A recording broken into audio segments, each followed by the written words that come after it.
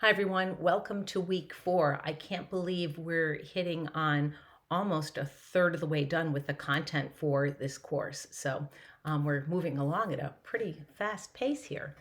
This week, we're going to be looking at culturally relevant and sustainable practices in early childhood classrooms and across domains for all children.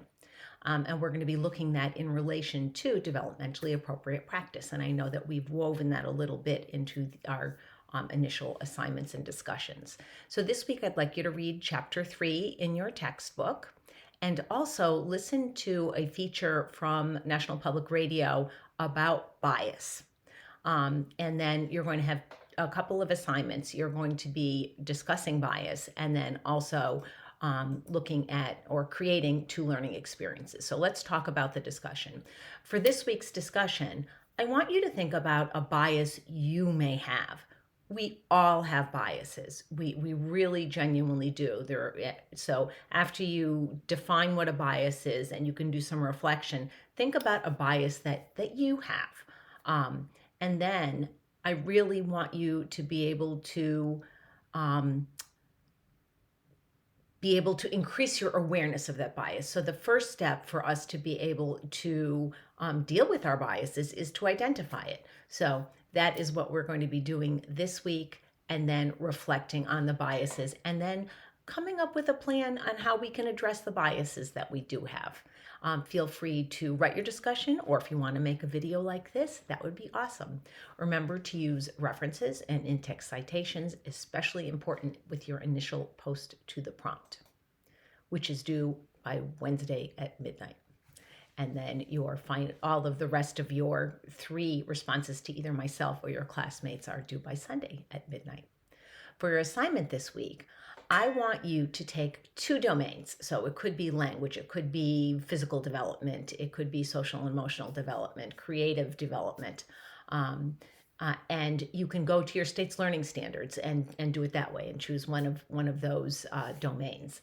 And then for the 2 domains that you've selected, I want you to design a learning experience that really can show culturally relevant and culturally sustaining techniques. You can either do this as an infographic, and some of you are just really skilled at doing infographics. You can do a presentation, make sure it has a narrative, make sure it is less than 7 minutes, or you can do it as a traditional paper. Please be sure that if you do a paper that your narrative does not exceed 3 pages. So make sure that you keep your narratives succinct. So I want you to explain how each activity that you are designing supports inclusion and identifies belonging for all children. And I do have some guiding questions for you that are right in the assignment to help you with it. As always, you're required to have references and in-text citations in APA format. If you do a video, do them on a separate piece of paper. Otherwise, you can put them at the end of a presentation or the end of a paper for your references and your in-text citations as you usually would. If you do a video, you can do sort of an oral in-text citation and use the guiding questions. And please make sure that you review the rubric before you even begin the assignment, and that will really help guide you as to what you need to have in the assignment.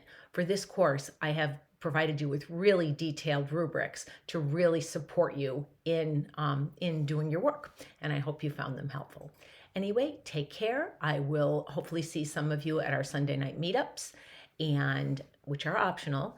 And you know where to find me if you need me. If you have questions about the assignment, a great thing to do is post them in the Ask Your Instructor discussion, and that way everybody can see the answers, because if you have the questions, somebody else probably does too. Take care. Have a wonderful week.